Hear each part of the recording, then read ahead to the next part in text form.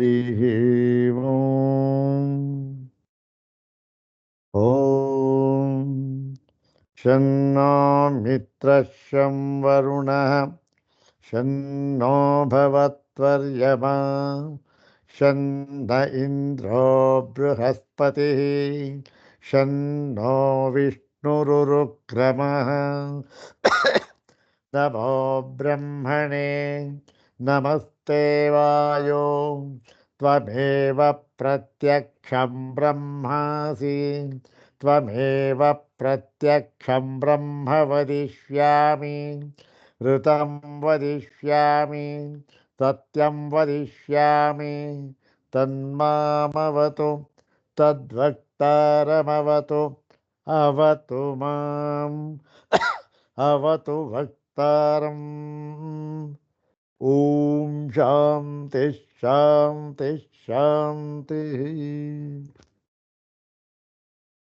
अथ कृष्णयजुर्वेदीय तैत्तिरीयोपनिषदि आनन्दवल्ली तत्र पञ्चमम् अधिकरणम्। ॐ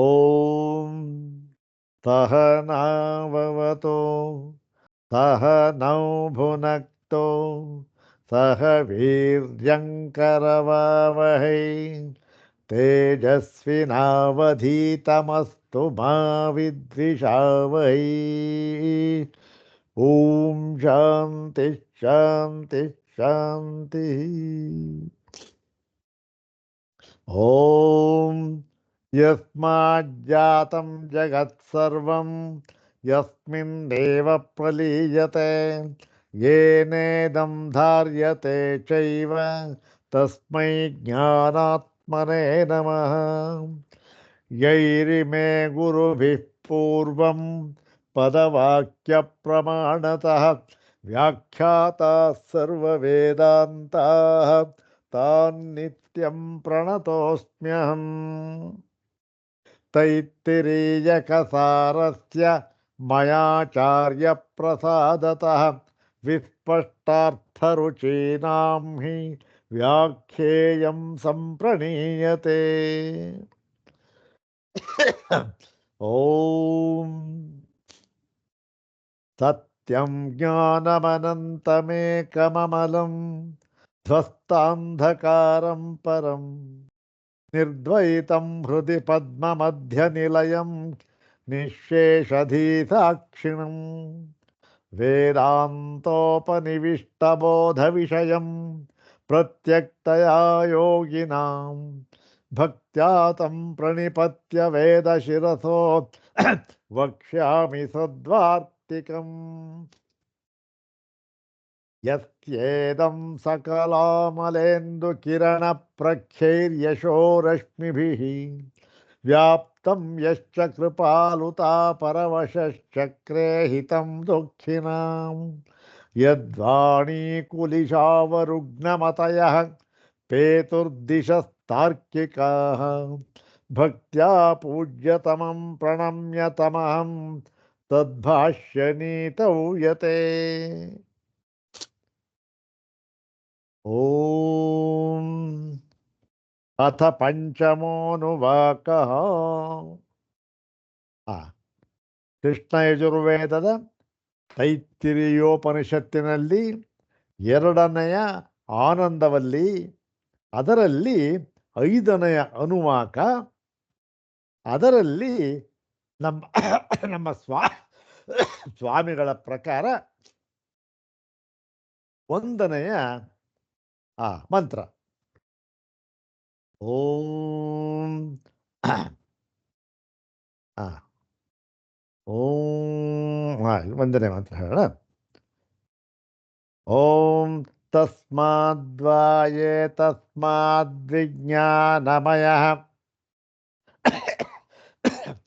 ಓಂ ತಸ್ಮಾದ್ವಾಯೇ ತಸ್ಮಾದ್ವಿಜ್ಞಾನಮಯಾತ್ ಅನ್ಯೋಂತರ ಆತ್ಮಾನಂದಮಯಃ ತೇನೈಷ ಪೂರ್ಣಃ ಸವಾಯೇಷ ಪುರುಷವಿಧ ಏವ ತಸ್ಯ ಪುರುಷವಿಧತಾಂ ಅನ್ವಯಂ ಪುರುಷವಿಧಃ ತಸ್ಯ ಪ್ರಿಯಮೇವ ಶಿರಃ ಮೋದೋ ದಕ್ಷಿಣ ಪಕ್ಷ ಪ್ರಮೋದ ಉತ್ತರ ಪಕ್ಷ ಆನಂದ ಆತ್ಮ ಬ್ರಹ್ಮಪುಚ್ಛಂ ಪ್ರತಿಷ್ಠಾ ತದಪ್ಯೇಷ ಶ್ಲೋಕೋ ಭವತಿ ಇತಿ ಪಂಚಮೋನುವಾಕಃ. ಇದನ್ನೇ ಅನುವಾಕ. ಇನ್ನೊಂದ್ಸರಿ ಮಂತ್ರವನ್ನು ಹೇಳೋಣ. ಓಂ ತಸ್ಮಾದ್ವಾ ಏತಸ್ಮಾದ್ವಿಜ್ಞಾನಮಯಾತ್ ಅನ್ಯೋಂತರ ಆತ್ಮಾನಂದಮಯ ತೇನೈಷ ಪೂರ್ಣಃ ಸವಾಯೇಷ ಪುರುಷವಿಧ ಏವ ತಸ್ಯ ಪುರುಷವಿಧತಾಂ ಅನ್ವಯಂ ಪುರುಷವಿಧ ತಸ್ಯ ಪ್ರಿಯಮೇವ ಶಿರಃ ಮೋದೋ ದಕ್ಷಿಣಃ ಪಕ್ಷಃ ಪ್ರಮೋದ ಉತ್ತರಃ ಪಕ್ಷಃ ಆನಂದ ಆತ್ಮ ಬ್ರಹ್ಮಪುಚ್ಛಂ ಪ್ರತಿಷ್ಠಾ ತದಪ್ಯೇಷ ಶ್ಲೋಕೋ ಭವತಿ ಇತಿ ಪಂಚಮೋನುವಾಕಃ. ಐದನೇ ಅನುವಾಕದಲ್ಲಿ ಕೊಂಚಭಾಗ ಭಾಷ್ಯ ಆಗಿತ್ತು. ಇಲ್ಲಿ ಏನನ್ನ ಪ್ರತಿಪಾದನೆ ಮಾಡ್ತಾ ಇದ್ದಾರೆ ನೋಡಿ. ಎರಡು ಕಾರಣವನ್ನ ಕೊಟ್ಟು ಇಲ್ಲಿ ಆನಂದಮಯ ಆತ್ಮ ಆನಂದಮಯ ಆತ್ಮ ಅಂತ ಹೇಳಿದ್ದಾರಲ್ಲ, ಅದು ಯಾವುದದು? ಬ್ರಹ್ಮವೇ ಆಗಿದೆ. ಯಾವ ಬ್ರಹ್ಮ? ಸತ್ಯಂ ಜ್ಞಾನಮನಂತಂ ಬ್ರಹ್ಮ ಎಂದು ಮೊದಲಾಗಿ ಆ ಒಂದು ವಲ್ಲಿಯ ಪ್ರಾರಂಭದಲ್ಲಿ ಹೇಳಿರತಕ್ಕಂಥ ಲಕ್ಷಣವುಳ್ಳ ಬ್ರಹ್ಮ ಆಗಿದೆ. ಅದಕ್ಕೆ ಇಲ್ಲ, ಇದು ಬ್ರಹ್ಮವಾಗುವುದಕ್ಕೆ ಸಾಧ್ಯವಿಲ್ಲ. ಈ ಮಂತ್ರ ಬ್ರಹ್ಮವನ್ನು ಹೇಳ್ತಾ ಇಲ್ಲ,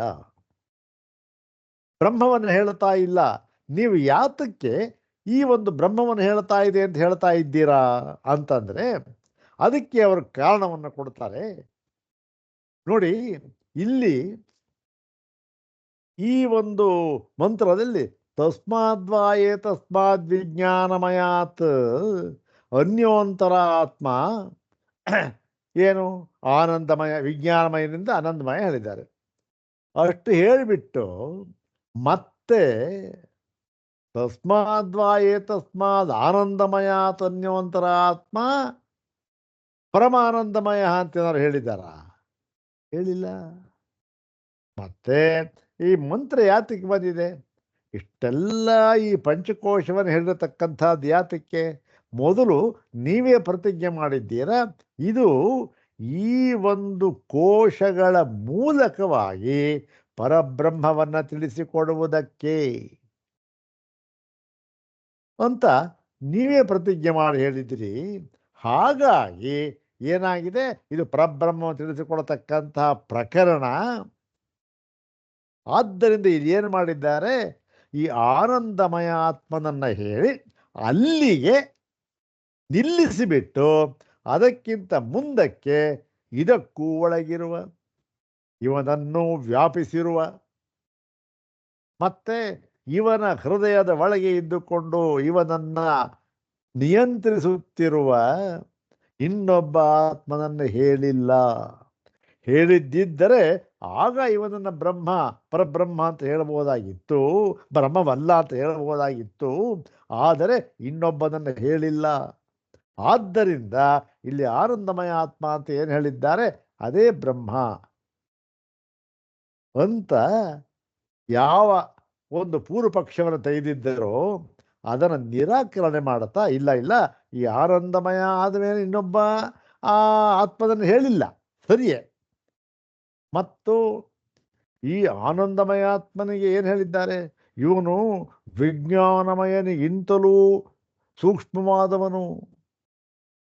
ಅಂದ್ರೆ ಏನು? ವಿಜ್ಞಾನಮಯ ಆತ್ಮ ಎಲ್ಲವನ್ನೂ ಅರಿಯತಕ್ಕಂತಹವನು, ಅವನು ಎಲ್ಲವನ್ನು. ಅವನಿಗಿಂತಲೂ ಸೂಕ್ಷ್ಮರಾಗಿರತಕ್ಕಂಥವನು ಯಾರು? ಅವನಿಗಿಂತಲೂ ಇನ್ನೊಬ್ಬ ಅರಿಯುವಾತ ಅಂತ ಇಲ್ಲ. ಯಾಕೆಂದ್ರೆ ಆ ವಿಜ್ಞಾನಮಯ ಆತ್ಮ ಎಲ್ಲವನ್ನೂ ಅರಿಯುತ್ತಾ ಇದ್ದಾನೆ. ಅವನಿಗಿಂತ ಸೂಕ್ಷ್ಮ ತರನಾಗಿರ್ತಕ್ಕಂಥವನು ಈ ಆನಂದಮಯ ಆತ್ಮ. ಹಾಗಾಗಿ ಆನಂದಮಯ ಆತ್ಮ ಪರಬ್ರಹ್ಮ ಅಂತ ಹೇಳಿ ಈ ಒಂದು ಪೂರ್ವ ಪಕ್ಷ ಅದರ ನಿರಾಕರಣೆ ಮಾಡ್ತಾ, ಇಲ್ಲ ಇಲ್ಲ, ಆನಂದಮಯ ಆತ್ಮ ಪರಬ್ರಹ್ಮವಲ್ಲ. ಯಾಕೆ ಅಂತಂದ್ರೆ ಇದು ಅನ್ನಮಯಾದಿಗಳಂತೆ ಇದೇನಾಗಿದೆ, ಇದೂ ಕೂಡ ಅಬ್ರಹ್ಮವೇ ಆಗಿದೆ. ಅಬ್ರಹ್ಮ ಅಂದ್ರೆ ಏನು? ಇದೂ ಕೂಡ ಕಾರ್ಯವೇ ಆಗಿದೆ. ಇದೂ ಕೂಡ ಕಾರ್ಯವೇ ಆಗಿದೆ. ಅವೆಲ್ಲ ಏನಾಗಿತ್ತು? ಅವು ಕಾರ್ಯವಾಗಿತ್ತು. ಒಂದರ ಒಳಗಿಂದ ಅದನ್ನು ವ್ಯಾಪಿಸಿ ಅದನ್ನು ವ್ಯಾಪಿಸಿ ಅದನ್ನು ವ್ಯಾಪಿಸಿ ಅಂತ ಹೇಳ್ತಾ ಇರ್ತಕ್ಕಂಥದ್ದು ಯಾತಕ್ಕೆ?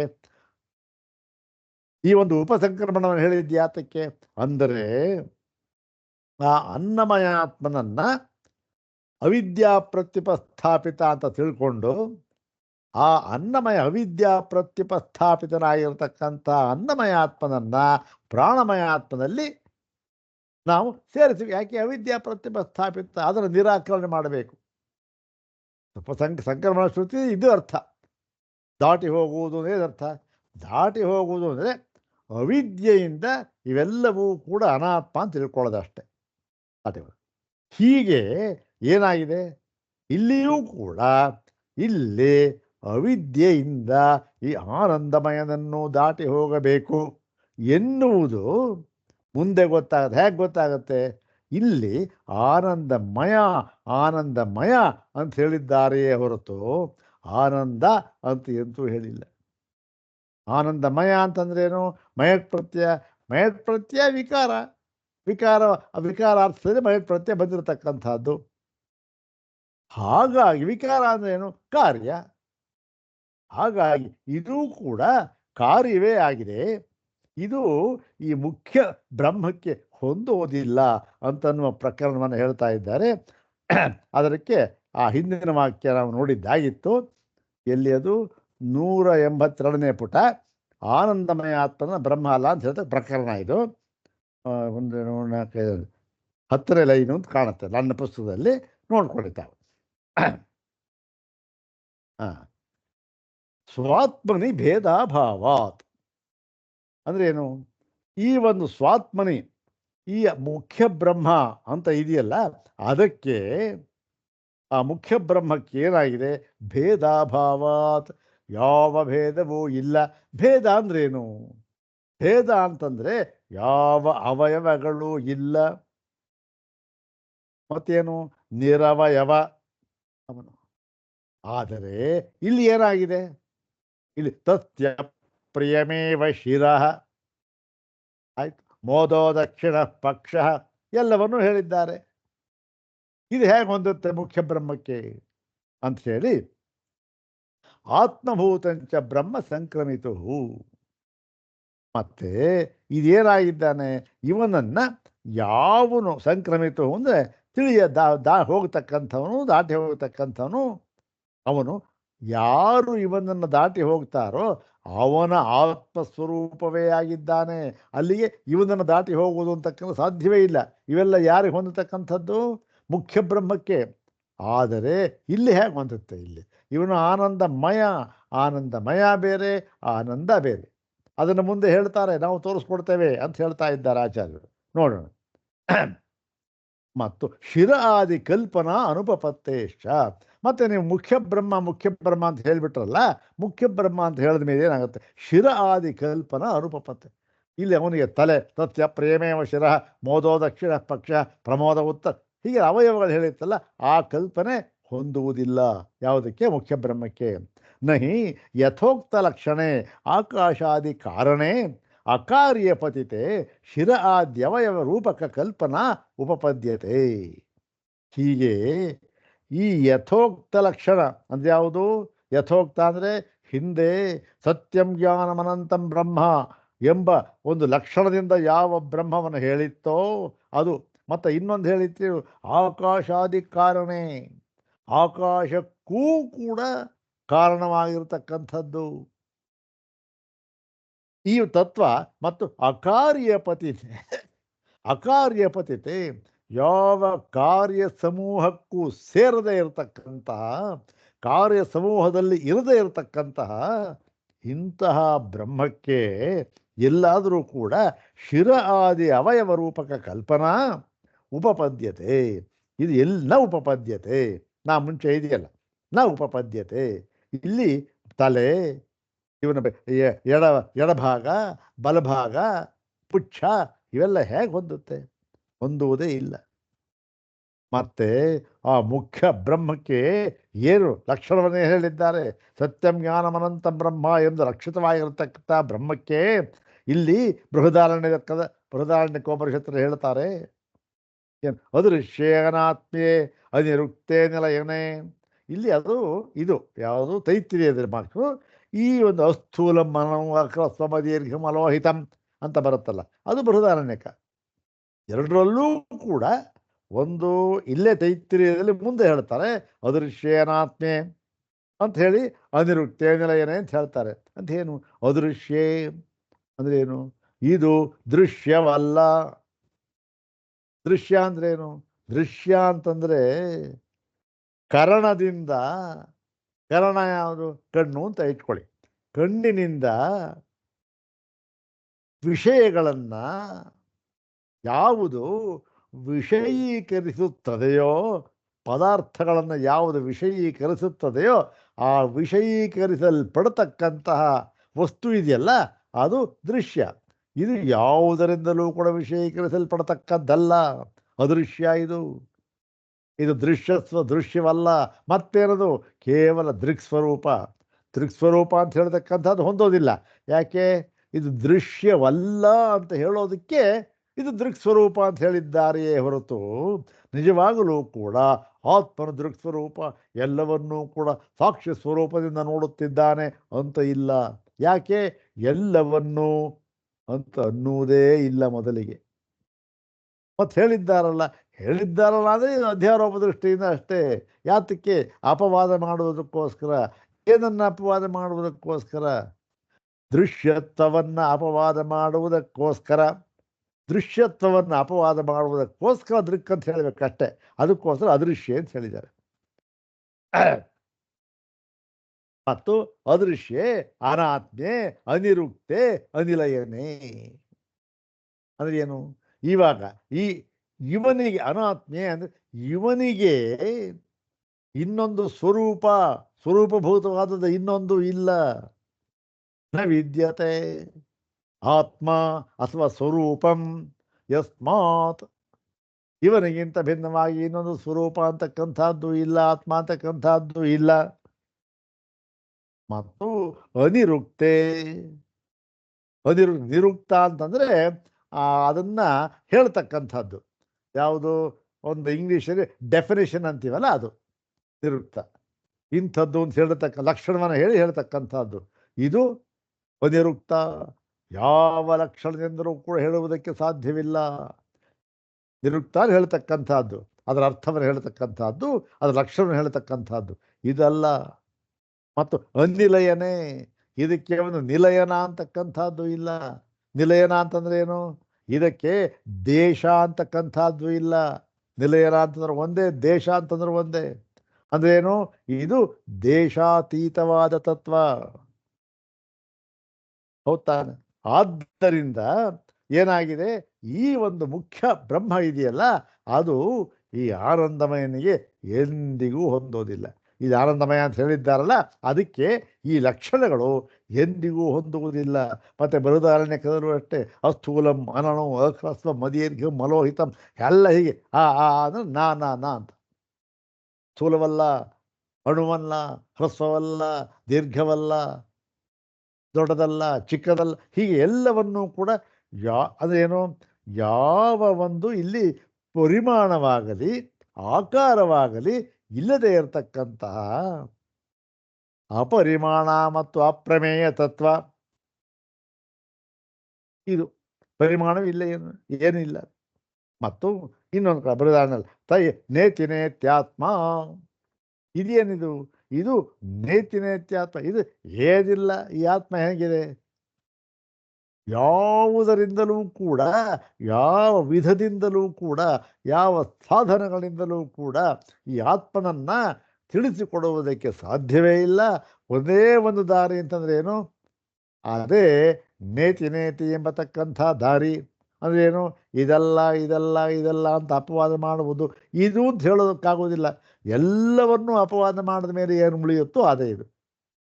ಇದ್ಯಾವುದು? ಇದು ಪರಿಶಿಷ್ಟ ನ್ಯಾಯದ ಪರಿಶೇಷ ನ್ಯಾಯದಂತೆ. ಅಷ್ಟೇ. ಅದಕ್ಕೋಸ್ಕರ ಏನು ನೇತಿ ನೇತಿ ಅಂತ ಹೇಳ್ತಾ ಇದ್ದಾರೆ. ಇತ್ಯಾದಿ ವಿಶೇಷ ಅಪೋಹ ಶ್ರುತಿಭ್ಯಶ್ಚ. ಇದೇ ಮೊದಲ, ಇಂಥ ಬೇಕಾದಷ್ಟಿದೆ, ಆದರೆ ಇಷ್ಟನ್ನು ಮಾತ್ರ ಹೇಳ್ತಾ ಇದ್ದೇವೆ ಅಂಥೇಳಿ ಇವೇ ಮೊದಲಾದ ವಿಶೇಷ ಅಪೋಹ. ಅದೇನು, ಎಲ್ಲ ವಿಶೇಷಗಳನ್ನು ಕೂಡ, ಯಾವುದು ಕಾಲ ದೇಶ ವರ್ತಮಾನ ಅವಯವ ಎಲ್ಲ, ಯಾವ ಯಾವ ವಿಶೇಷ ಅಂತ ಇದೆ ಎಲ್ಲ ವಿಶೇಷವನ್ನು ಕೂಡ ಅಪೋಹ, ತಳ್ಳಿ ಹಾಕತಕ್ಕಂತಹ, ತಳ್ಳಿ ಹಾಕುವ, ದೂರ ಮಾಡುವ ಶ್ರುತಿಭ್ಯಷ್ಟ, ಶ್ರುತಿಗಳು ಬೇಕಾದಷ್ಟಿವೆ. ಇದ್ರ ಥರ ಎಲ್ಲ ವಿಶೇಷಗಳನ್ನು ಕೂಡ ತಳ್ಳಿ ಹಾಕುವ ಶ್ರುತಿಗಳು ಬೇಕಾದಷ್ಟಿವೆ. ಮತ್ತು ಮಂತ್ರ ಉದಾಹರಣ ಅನುಪಪತ್ತೇಶ್ಚ. ಮತ್ತು ಇದಲ್ಲದೆ ಮಂತ್ರ ಉದಾಹರಣೆ, ಅಂದರೆ ಮಂತ್ರದಿಂದ ಏನು ಉದಾಹರಣೆ ಕೊಟ್ಟಿತ್ತೋ ಅದು ಅನುಪಪತ್ತೇಶ್ಚ. ಅಂದ್ರೇನು, ಆ ಒಂದು ಮಂತ್ರದಲ್ಲಿ ಏನು ಅಂದರೆ ಹೀಗೆ ಲಕ್ಷಣವನ್ನು ಹೇಳಿದ್ದಾರೆ, ಸತ್ಯಂ ಜ್ಞಾನಮನಂತಂ ಬ್ರಹ್ಮ ಅಂತಾಗಲಿ, ಅಥವಾ ನಿತ್ಯ ಶುದ್ಧ ನಿತ್ಯ ಬುದ್ಧ ನಿತ್ಯ ಮುಕ್ತ ಅಂತ ಹೇಳೋದಾಗಲಿ, ಇವ್ಯಾವುದೂ ಕೂಡ ಅನುಪಪತ್ತೇಶ ಹೊಂದ್ತಾ ಇಲ್ಲ.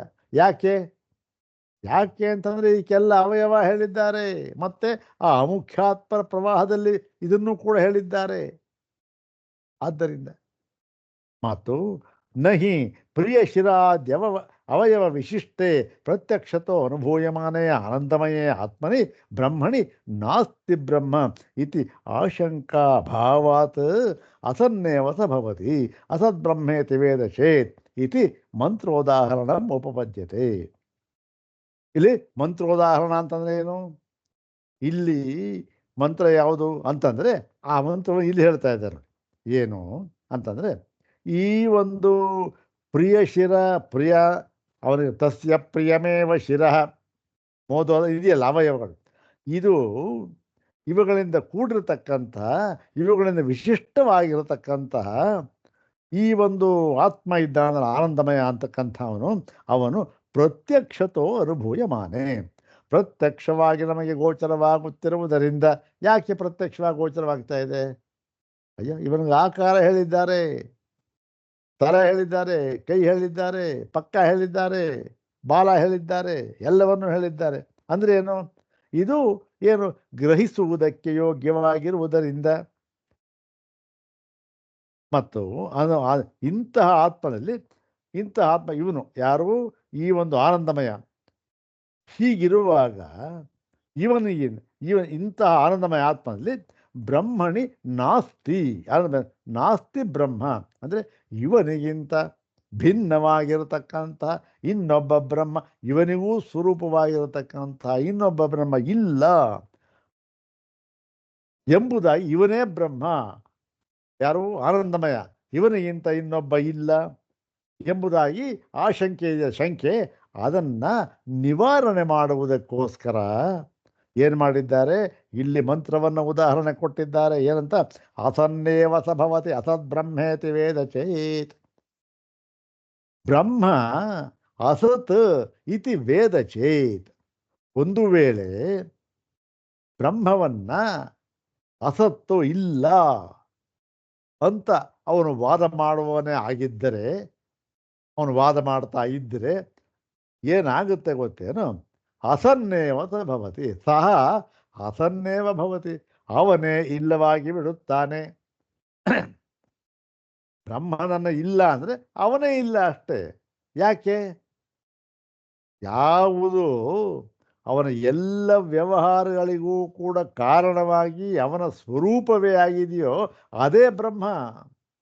ಆ ಬ್ರಹ್ಮವನ್ನು ನಿರಾಕರಣೆ ಮಾಡಿದರೆ ತನ್ನ ಸ್ವರೂಪವನ್ನೇ ನಿರಾಕರಣೆ ಮಾಡಿದಂತಾಯಿತು. ತನ್ನ ಸ್ವರೂಪವನ್ನು ನಿರಾಕರಣೆ ಮಾಡಿದಂತಾಯಿತು ಅಂದರೆ ತನ್ನನ್ನೇ ನಿರಾಕರಣೆ ಮಾಡಿಕೊಂಡಂತಾಯಿತು. ಎಲ್ಲರೂ ಆಗುತ್ತಾ? ಎಲ್ಲವನ್ನೂ ನಿರಾಕರಣೆ ಮಾಡ್ಬೋದಪ್ಪ ಪ್ರಪಂಚದಲ್ಲಿ. ಎಲ್ಲವನ್ನೂ ಕೂಡ ಏನು ಬೇಕಾದ್ರೂ ನಿರಾಕರಣೆ ಮಾಡಬಹುದು, ದೇವರೇ ಇಲ್ಲ ಅನ್ಬಹುದು, ಇನ್ನೊಂದು ಏನು ಬೇಕಾದ್ರೂ ಮಾಡಬಹುದು. ಆದರೆ ನನ್ನನ್ನು ನಾನು ನಿರಾಕರಣೆ ಮಾಡ್ಕೊಳ್ಳೋಕ್ಕಾಗತ್ತಾ? ಯಾವತ್ತಾದರೂ ಆಗುತ್ತಾ? ಆಗೋದೇ ಇಲ್ಲ. ಆದ್ದರಿಂದ ಬ್ರಹ್ಮ ಅಂತಕ್ಕಂಥದ್ದು ಇದ್ದೇ ಇದೆ, ಇದಕ್ಕಿಂತ ಭಿನ್ನವಾಗಿ ಅಂತಕ್ಕಂಥದ್ದು. ಮತ್ತೆ ಇನ್ನೊಂದೇನು, ಬ್ರಹ್ಮ ಪುಚ್ಛಂ ಪ್ರತಿಷ್ಠಾ ಇತ್ಯಪಿ ಚ ಅನುಪಪನ್ನಂ ಪೃಥಕ್ ಬ್ರಹ್ಮಣ ಪ್ರತಿಷ್ಠಾತ್ವೇನ ಗ್ರಹಣಂ. ಇನ್ನು ಬ್ರಹ್ಮಪುಚ್ಛಂ ಪ್ರತಿಷ್ಠಾ, ಅಂದ್ರೇನು? ಬ್ರಹ್ಮವು ಪುಚ್ಛ ಅಂದ್ರೇನು? ಪ್ರತಿಷ್ಠೆ, ಆಶ್ರಯವಾಗಿದೆ ಎಂಬುದಾಗಿ ಈ ಬ್ರಹ್ಮವನ್ನ ಎಲ್ಲಕ್ಕೂ ಆಶ್ರಯವಾಗಿದೆ ಅಂತ ಹೇಳಿದ್ದರಿಂದ ಏನಾಯ್ತು? ಈ ಆನಂದಮಯ ಬ್ರಹ್ಮ ಅಲ್ಲ, ಇವನು ಎಲ್ಲಕ್ಕೂ ಆಶ್ರಯ ಆಗಿದ್ದಾನ? ಏನಲ್ಲ. ಮತ್ತೆ ಬ್ರಹ್ಮಪುಚ್ಛಂ ಪ್ರತಿಷ್ಠಾ ಅಂತ ಬೇರೆಯಾಗಿ ಪೃಥಕ್ ಬ್ರಹ್ಮ ಅಂದರೆ ಬೇರೆಯಾಗಿ ಹೇಳಿರುವುದರಿಂದ ಏನಾಗಿದೆ? ಮತ್ತೇನು? ಇವನು ಎಲ್ಲದಕ್ಕೂ ಕೂಡ ಆಧಾರಭೂತನಾಗಿದ್ದಾನೆ, ಆಶ್ರಯನಾಗಿದ್ದಾನೆ ಅಂತ. ಪುಚ್ಛ ಅಂದ್ರೇನು? ಪ್ರತಿಷ್ಠಾ ಅಂತ ಅಷ್ಟೆ. ಪ್ರತಿಷ್ಠೆಯಾಗಿದ್ದಾನೆ, ಆಶ್ರಯನಾಗಿದ್ದಾನೆ ಅಂತ ಹೇಳಿರುವುದರಿಂದ ಏನಾಗುತ್ತೆ? ಇವನಿಗಿಂತ ಬೇರೆಯಾಗಿ ಇನ್ನೊಬ್ಬ, ಇವನಿಗೂ ಆಶ್ರಯನಾಗಿರ್ತಕ್ಕಂಥ ಇನ್ನೊಬ್ಬ ಇದ್ದಾನೆ. ಅದಕ್ಕೆ ಇವನೇನಾಯ್ತು ಅಲ್ಲಿಗೆ?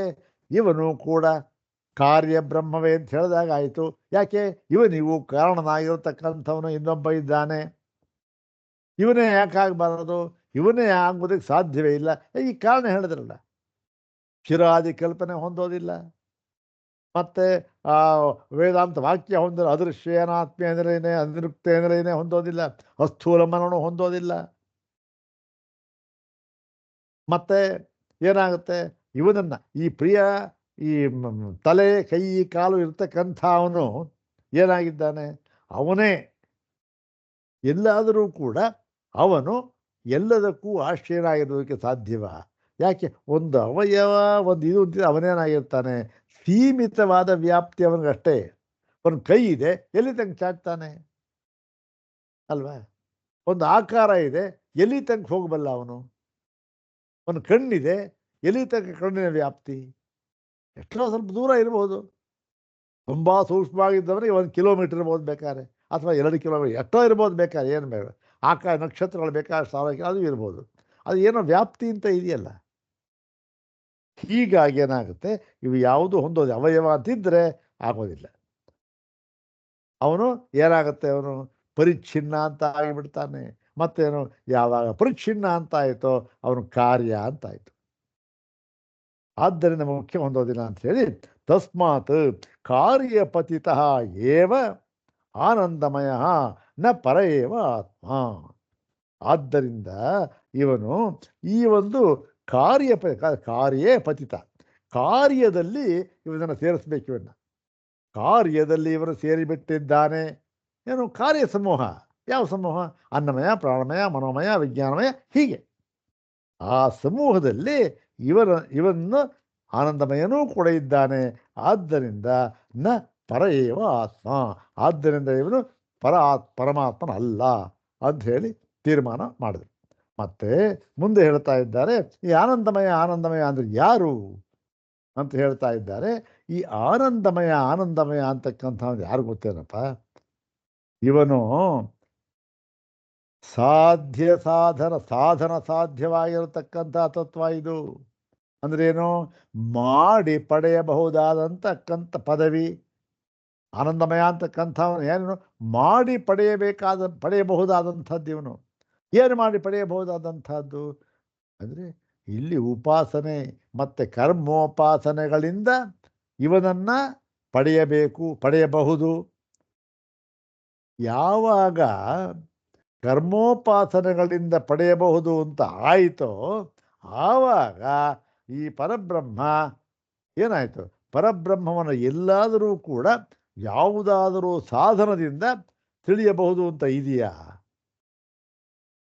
ಇವನು ಅಸಾಧ್ಯ. ಅಂದ್ರೇನು? ಯಾವ ಒಂದು ಸಾಧನದಿಂದಲೂ ಕೂಡ ಇವನ್ನ ತಿಳಿದುಕೊಳ್ಳುವುದಕ್ಕಾಗುವುದಿಲ್ಲ. ಯಾವ ಸಾಧನ? ಇಂದ್ರಿಯ ಇರ್ಬೋದು, ಮನಸ್ಸಿರ್ಬೋದು, ಬುದ್ಧಿ ಇರ್ಬೋದು, ಚಿತ್ತ ಇರ್ಬೋದು, ಅಹಂಕಾರ ಇರ್ಬೋದು, ಯಾವುದೇ ಸಾಧನೆಯಿಂದಲೂ ಸಾಧ್ಯವಿಲ್ಲ ಇವನು ತಿಳಿಯೋದಕ್ಕೆ. ಹೌದು ತಾನೆ? ಯಾವುದಕ್ಕೆ? ರತತ್ರ ಚಕ್ಷುರ್ ಗಚ್ಚತಿ ವಾಗ್ ಗಚ್ಚತಿ ನೋ ಮನಃ ಅಲ್ಲ ಅಂತ ಹೇಳಿಬಿಟ್ಟು ಕೇನೋ ಪ್ರಶಸ್ತಿ ಇದೆಯಲ್ಲ ಅದು. ಹೀಗೆ ಇವನು ಉಪಾಸನೆಯಿಂದ ಪಡೆಯಬಹುದಂತ ಇವನು ಹೇಗೆ ಮುಖ್ಯ ಬ್ರಹ್ಮ ಆಗ್ತಾನೆ? ಮತ್ತೇನು? ಇವನು ಕೂಡ ಆ ಒಂದು ವಿಕಾರ ಅಂದರೆ ಕಾರ್ಯದಲ್ಲೇ ಬರತಕ್ಕಂಥವನು. ಮತ್ತು ಇವನು ವಿಜ್ಞಾನಮಯನಿಗಿಂತಲೂ ಸೂಕ್ಷ್ಮ ಇರತಕ್ಕಂಥವನ ಒಳಗಿರ್ತಕ್ಕಂಥವನು ಅಂತ ಹೇಳಿ ಆ ಒಂದು ಈ ಆನಂದಮಯ ಅಂದರೆ ಯಾರು ಅವನು ಅಂತಕ್ಕಂಥದ್ದನ್ನು ಅಲ್ಲಿನ ಸಾಧಿಸಿ ತೋರಿಸ್ಕೊಟ್ಟು ನಂತರ ಏನು ಮಾಡ್ತಾರೆ, ಈ ಆನಂದಮಯ ಆತ್ಮನ ಅವಯವ ಹೇಳ್ತಾರೆ. ಇಲ್ಲಿ ಬಹಳ ಮುಖ್ಯವಾದ ವಿಚಾರವನ್ನು ಇಲ್ಲಿ ತೀರ್ಮಾನ ಮಾಡಿದ್ದಾರೆ ಆಚಾರ್ಯರು. ಯಾವುದದು? ಇದು ಹೇಳಿದ ಸೂಕ್ಷ್ಮ ಬ್ರಹ್ಮಪುಚ್ಛಂ ಪ್ರತಿಷ್ಠಾ ಅಂತಕ್ಕಂಥದ್ದು. ಈ ಬ್ರಹ್ಮಪುಚ್ಛಂ ಪ್ರತಿಷ್ಠಾ ಅಂತಕ್ಕಂಥದ್ದು ಇದೇನು ಸ್ವತಂತ್ರವಾದ ವಾಕ್ಯವ ಅಥವಾ ಈ ಆನಂದಮಯನ ಅವಯವಕ್ಕೆ ಸೇರಿರುವಂತಹ ವಾಕ್ಯವ? ನೋಡಿ ಎಷ್ಟು ಸೂಕ್ಷ್ಮ ವಿಚಾರ. ಈ ಬ್ರಹ್ಮಪುಚ್ಛಂ ಪ್ರತಿಷ್ಠಾ ಅಂತ ಇದೆ ಎಲ್ಲಿ ಹೇಳಿದ್ದಾರೆ? ಸತ್ಯ ಪ್ರೇಮೇವ ಶಿರಃ ಮೋದೋ ದಕ್ಷಿಣ ಪಕ್ಷ ಪ್ರಮೋದ ಉತ್ತರ ಪಕ್ಷ ಆನಂದ ಆತ್ಮ ಅಂದ್ಬಿಟ್ಟು ಬ್ರಹ್ಮಪುಚ್ಛಂ ಪ್ರತಿಷ್ಠಾ ಅಂತ ಹೇಳಿಬಿಟ್ಟಿದ್ದಾರೆ. ಹಾಗಾಗಿ ತಲೆ ಕೈ ಕಾಲು ಎಲ್ಲ ಹೇಳಿದಾಗ ಬಾಲರು ಹೇಳಿದ್ರು ಆನಂದಮಯನಿಗೆ ಅವಯವೇ ಇದು ಅಂತ ನಮಗೆ ತಿಳಿದು ಬರುತ್ತೆ. ಆದರೆ ಇಲ್ಲಿ ಬಹಳ ಮುಖ್ಯವಾದದ್ದು ಇಲ್ಲ, ಇಲ್ಲಿ ಬ್ರಹ್ಮಪುಚ್ಛಂ ಪ್ರತಿಷ್ಠಾ ಎಂಬತಕ್ಕಂಥದ್ದು ಸ್ವತಂತ್ರವಾಗಿ ಹೇಳಿರತಕ್ಕಂಥದ್ದು. ಇದಕ್ಕೂ ಆನಂದಮಯನಿಗೂ ಯಾವ ಸಂಬಂಧವೂ ಇಲ್ಲ. ಮತ್ತೆ ಇದು ಯಾವುದಕ್ಕೆ ಸೇರಿಲ್ಲ, ಯಾವ ವಿಷಯವಾಕ್ಯಕ್ಕೆ ಸೇರಿಲ್ಲ. ಇದು ಅಂದರೆ ತಸ್ಮಾದ್ವಾಯ ತಸ್ಮಾದ್ ವಿಜ್ಞಾನಮಯ ಅನ್ಯವಂತರ ಆತ್ಮ ಆನಂದಮಯ ಅಂತ ಇದೆಯಲ್ಲ, ಅಲ್ಲಿಗೆ ಆ ಗುಂಪಿಗೆ ಆನಂದಮಯ ಹೇಳಿದ್ದಲ್ಲ, ಅಲ್ಲಿಗೆ ಸೇರಿದ್ದಲ್ಲ ಇದು. ಬ್ರಹ್ಮಪುಚ್ಛಂ ಪ್ರತಿಷ್ಠಾ ಅಂತಂದರೆ ಇದು ಸ್ವತಂತ್ರವಾಗಿ ಹೇಳಿದ್ದು. ಬ್ರಹ್ಮ ಪುಚ್ಛಂ ಪ್ರತಿಷ್ಠೆ, ಎಲ್ಲದಕ್ಕೂ ಪ್ರತಿಷ್ಠೆ ಆಗಿರತಕ್ಕಂಥದ್ದು ಅಂತ ಹೇಳಿ ಇಲ್ಲಿ ಮುಖ್ಯ ಬ್ರಹ್ಮವನ್ನು ಹೇಳಿದ್ದಾರೆ ಅಂತ ಪ್ರತಿಪಾದನೆ ಮಾಡ್ತಾರೆ. ಇದನ್ನು ಸೂತ್ರ ಭಾಷೆಯಲ್ಲಿ ವಿಸ್ತಾರವಾಗಿ ಪ್ರತಿಪಾದನೆ ಮಾಡಿದ್ದಾರೆ. ಎಲ್ಲಿ? ಆನಂದಮಯಾಧಿಕರಣ. ಆನಂದಮಯೋಭ್ಯಾಸಾತ್, ಆನಂದಮಯ ಅಭ್ಯಾಸಾತ್, ಆನಂದಮಯ ನ ಮುಖ್ಯ ಬ್ರಹ್ಮ. ಮುಖ್ಯ ಬ್ರಹ್ಮ ಯಾಕೆ? ಅಭ್ಯಾಸಾತ್. ಇವನು ಏನಾಗಿದೆ? ಅಭ್ಯಾಸಾತ್ ಅಂದರೆ ಪುನಃ ಅನ್ನಮಯ ಪ್ರಾಣಮಯ ಮನೋಮಯ ವಿಜ್ಞಾನಮಯ ಆನಂದಮಯ ಮಯ ಅಂತಿದ್ದಾರೆ ಅಂತ ಅಲ್ಲಿ ವಿಸ್ತಾರ ಇರುತ್ತೆ. ಇನ್ನೂ ಕೂಡ ಅದನ್ನು ಸಿದ್ಧ ಮಾಡಿ ತೋರಿಸ್ತಾರೆ. ಅದನ್ನು ಮುಂದಿನ ಭಾಗದಲ್ಲಿ ನೋಡೋಣ.